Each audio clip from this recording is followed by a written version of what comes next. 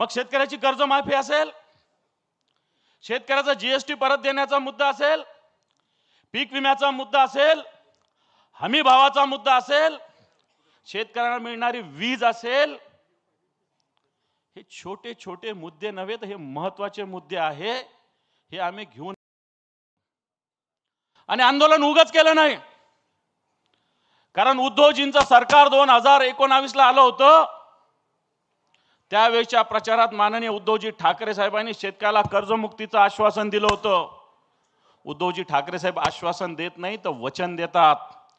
आणि सरकार आल्यानंतर पहिल्याच कॅबिनेटमध्ये 2 लाखाची कर्जमाफी फक्त एका थंबवर केली होती. फक्त एक अंगठा शेतकऱ्याला द्यावा लागला होता आणि 2 लाखाची कर्जमाफी माननीय उद्धवजींच्या सरकारने केली होती. आणि मग जनतेला शेतकऱ्यांना वाटलं असेल की यावेळेस सुद्धा कर्जमाफी होईल. परंतु आपण ऐकलं असेल की ज्या पद्धतीनं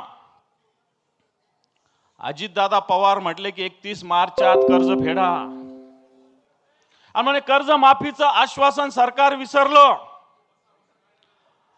आम्ही या आंदोलनाच्या पहिल्या दिवशी तहसीलला निवेदन द्यायचं ठरलं होतं. 72 पैकी 68 तालुक्यात आम्ही निवेदन दिलं. दुसरे 2 दिवस आम्ही सत्ताधारी पक्षाचे आमदार असतील, खासदार असतील, मंत्री असेल यांच्या दारात जायचं ठरवलं होतं. व्यक्तिगतरित्या नाही.